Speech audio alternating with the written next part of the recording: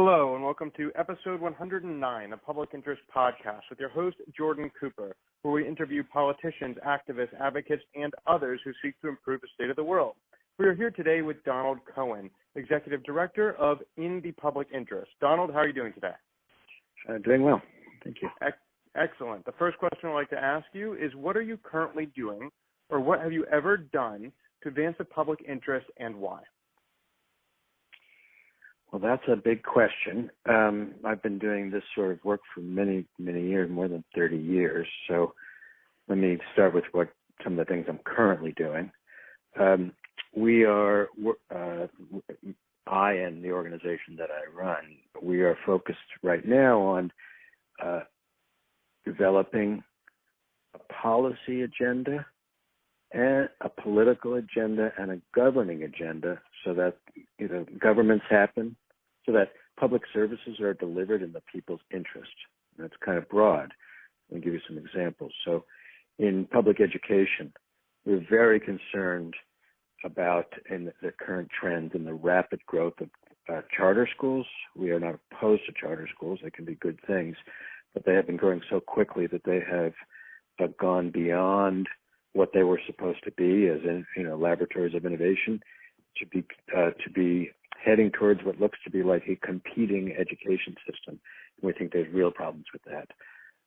We're also focused on looking at public infrastructure, the needs of for rebuilding America, and wanting to make sure that that's done with high standards and lots of transparency and real accountability and complete public control over the things that we all depend on.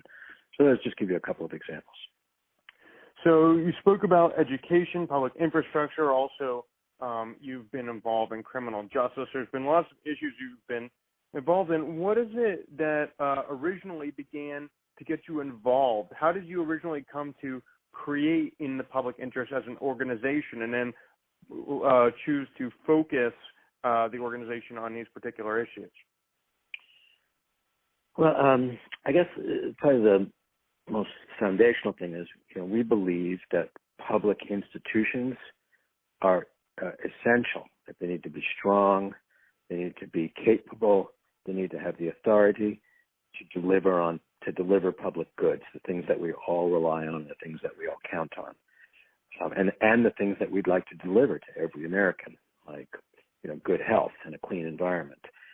So when you start with that, then the next thing you look at is, well, are the decisions being made in a way, in an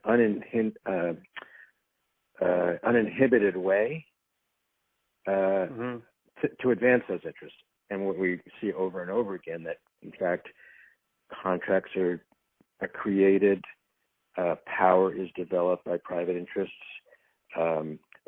long-term, prisons are privatized, and lots of things like that, where private interests can often actually squeeze out and overtake public interest. I'll give you Go ahead.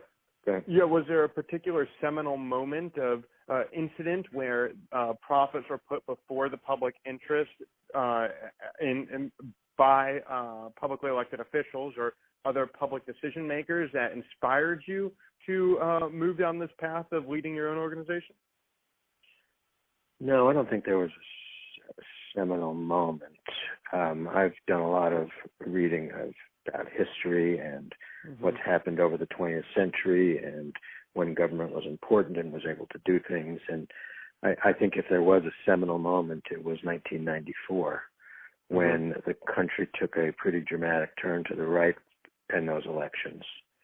And for our listeners who don't know, Mr. Cohen is referring to Newt Gingrich's contract with America that swept in a Republican majority into the U.S. Congress.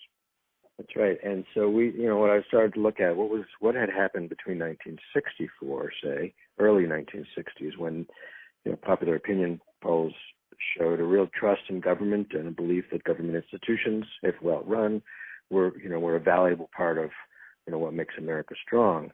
And 94, when there was a pretty, and then to 94, when there was a pretty strong rejection of government. There's obviously lots of factors to that, but one of the things that is very clear is it wasn't an accident.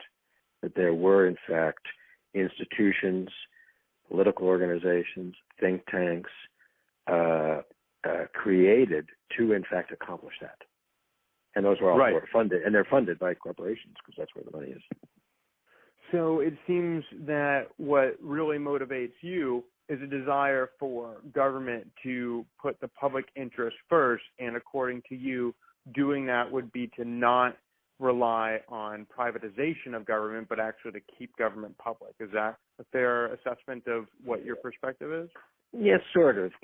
It's more because government's complex. So we say to keep control. First better way to say it is to keep control of those services. Governments have been contracting for things for forever, and right now we think there's almost $2 trillion in contracts, procurement that's done by federal and state unions, and some of that's buying airplanes, and some of that's cars, and some of that's privatizing services. But the point is, when something is contracted, then it has to be regulated. It has to be transparent. It has to be overseen adequately. It has to have high standards, and so we don't want to privatize public function. Even if someone else is doing the work, that stays in control, which implies a lot of things have to happen. You have to hire the right staff. You have to oversee the contracts. You have to do a whole lot of things. There are some fundamental things that we think there is no role for private companies, and that's particularly prisons. So let's delve into prisons for a moment then.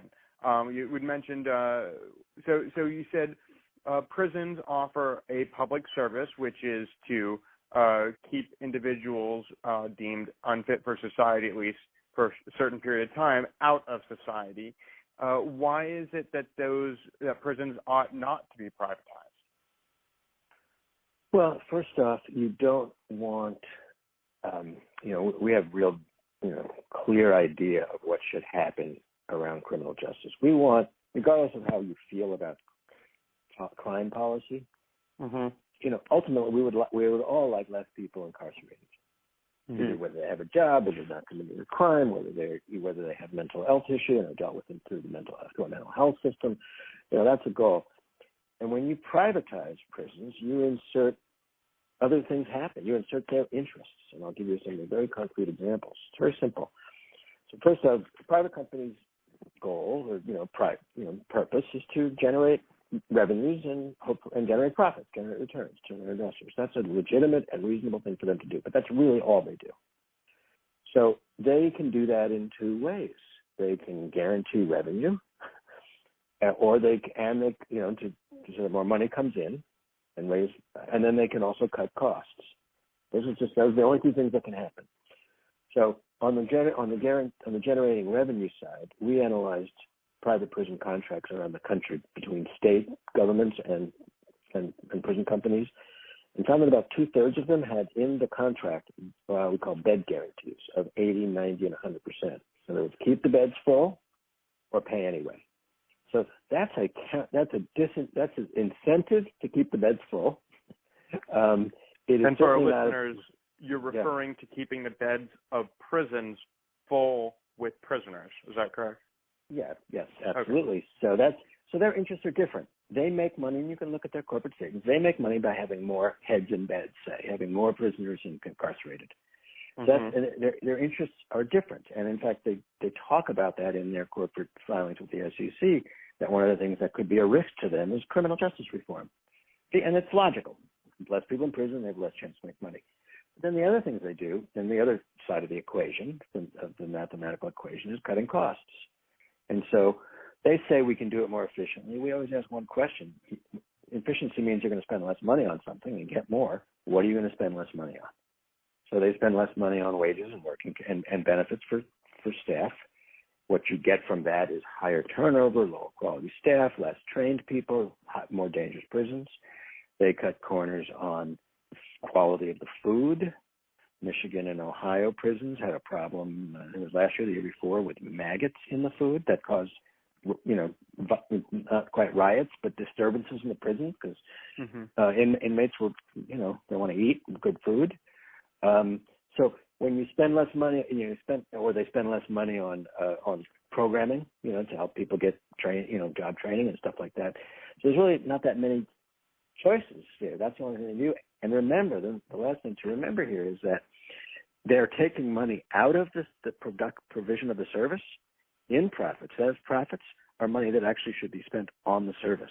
You can pay So the if workers more. if we were members of the Michigan State Legislature, to use your recent example, and we've been spending Michigan state tax dollars on financing Michigan's criminal justice system, and we have prisoners going into the prison and are getting food and are doing programs, and you're having correctional officers who are taking care of them and who are getting health benefits for their families.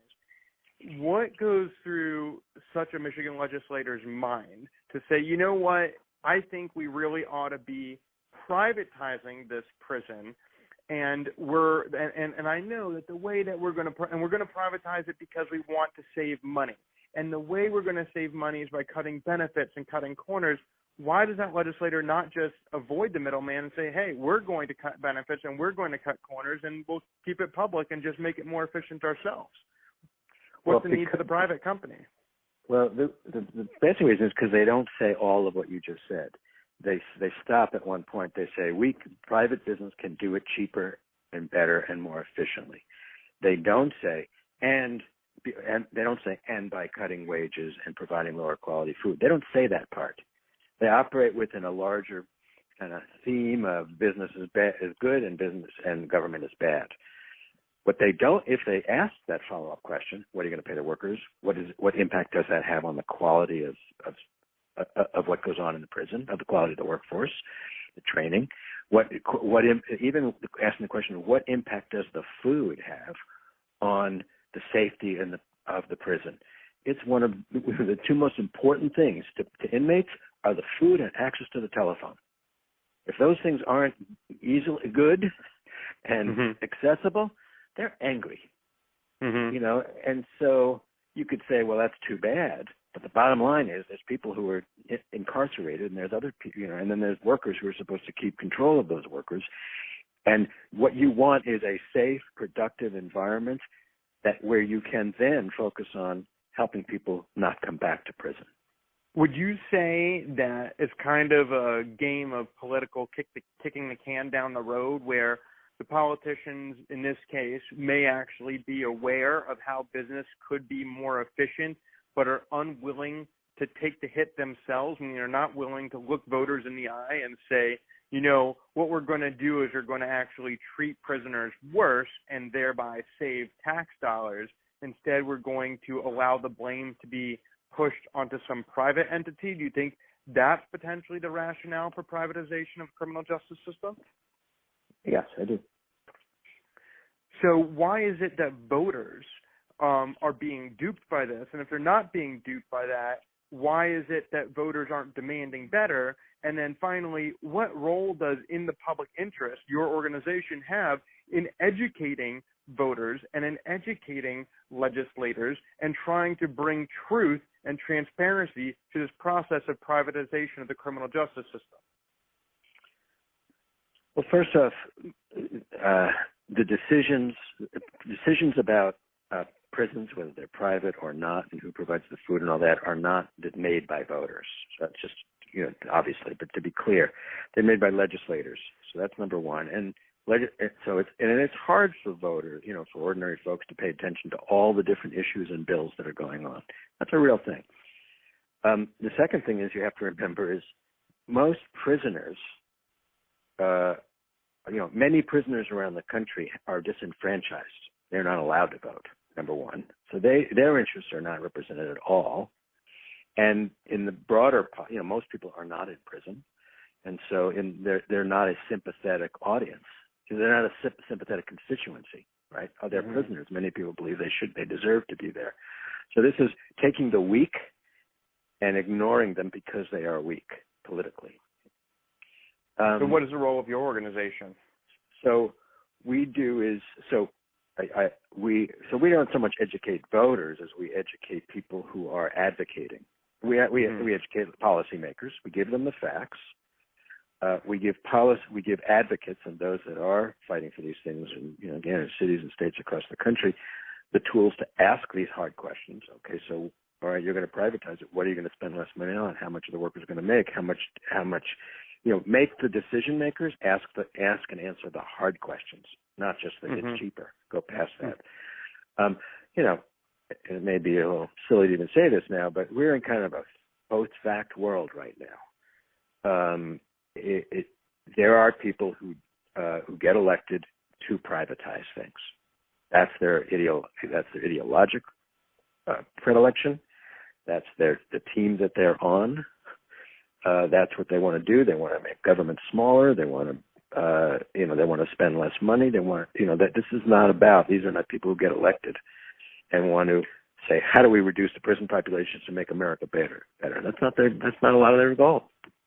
So if they want to privatize things, and voters and legislators don't have too much compassion for disenfranchised, incarcerated individuals, then why not just come out and say, look, these guys committed crimes, they've given up their right to participate in society, and they don't deserve the right to nice food that doesn't have maggots in it at taxpayer expense. If they want food without maggots in it, then they ought to not to commit a crime, to get a job, earn some wages, and use those wages to buy food without maggots in it. If that's really the philosophy that these individuals have, and they just want to privatize and they want to save money and no one cares, no one has compassion for the incarcerated population, why don't people come out and say it?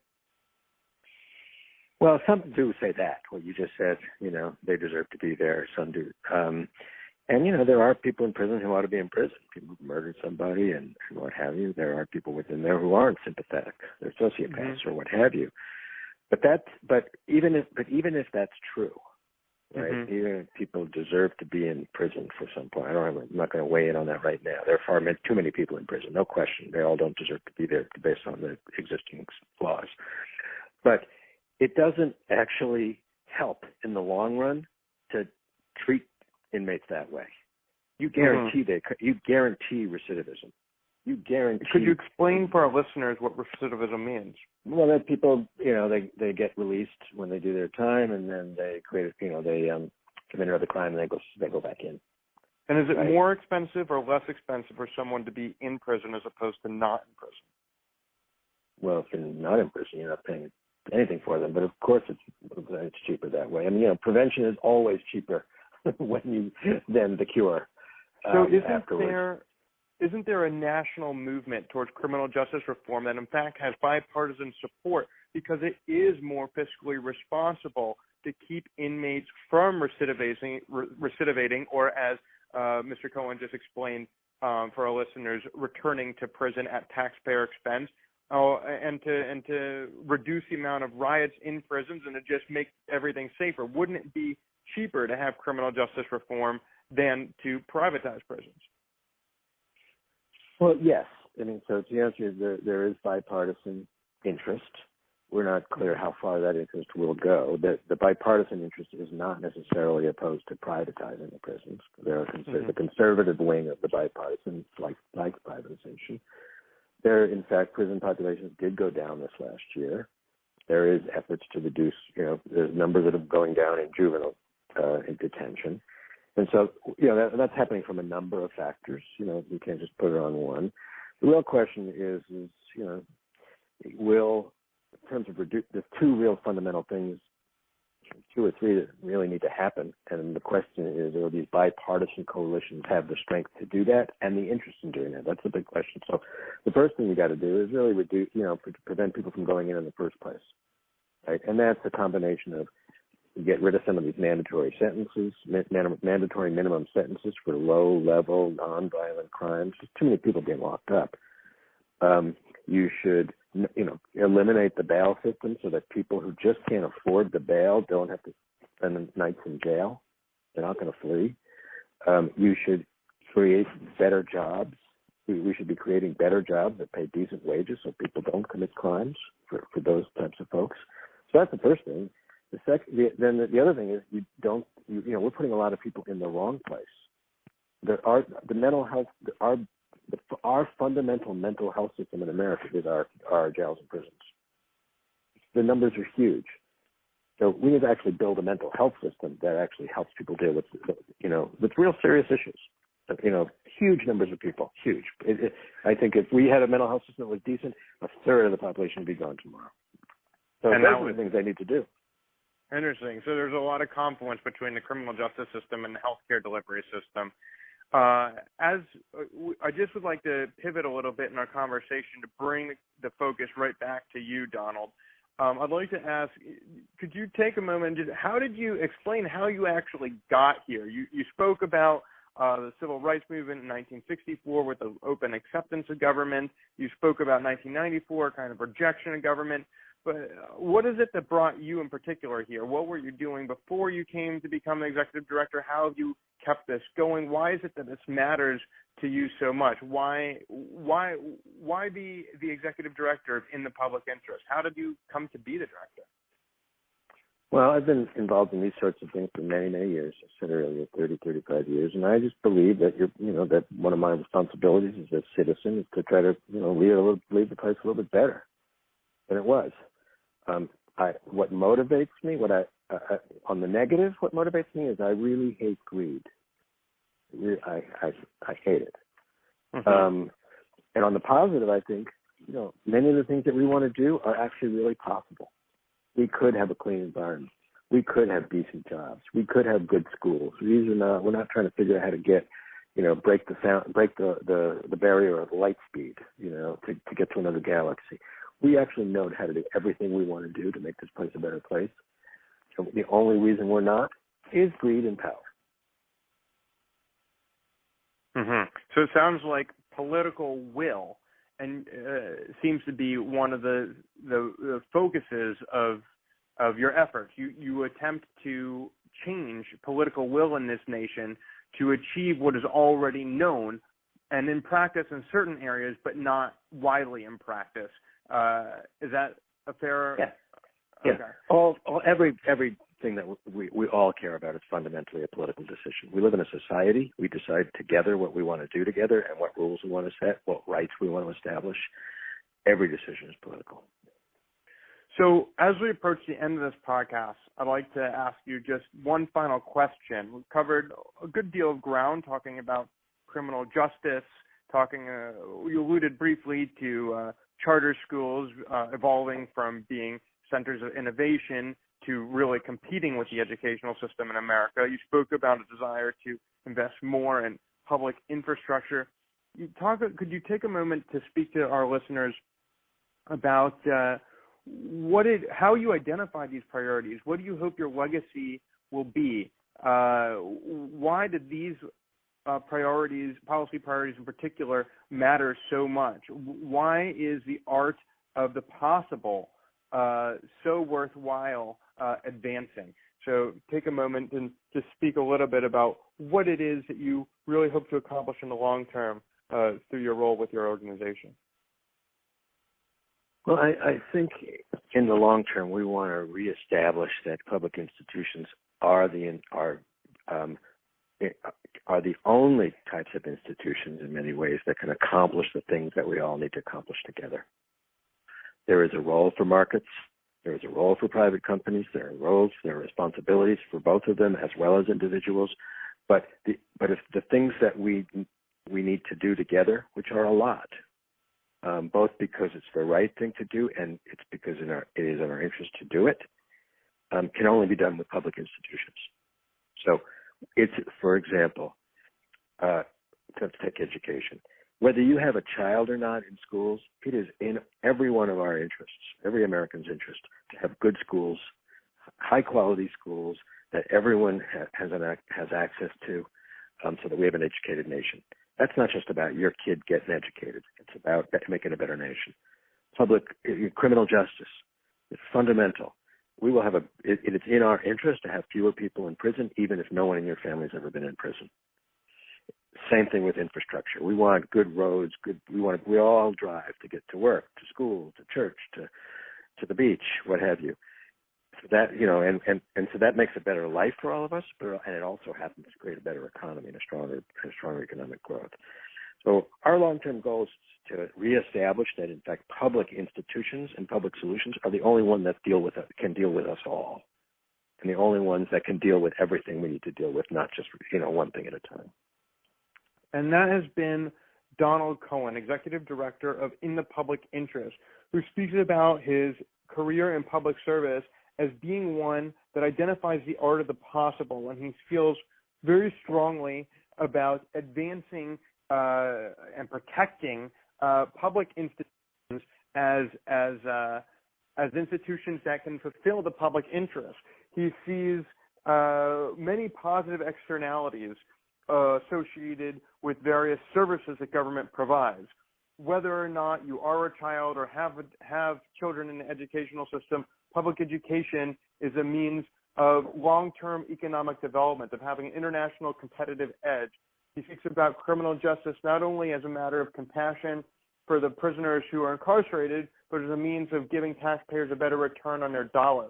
He talks about fairness and about wanting to make America more fair at the expense of greed. He works to curb the influence of greed and avaricious pursuits of power in order to create a more just and equitable America. And for Donald, that is what makes it worth it, pursuing a vision that will create a more lasting and just society. So, Donald, thank you so much for joining us today. You're welcome. It was a pleasure. And this has been episode 109 of Public Interest Podcast with your host, Jordan Cooper, where we interview politicians, activists, advocates, and others who seek to improve the state of the world. Please join us on publicinterestpodcast.com or on iTunes or any Apple product podcast app. Thank you so much for joining us, and we'll talk to you next time.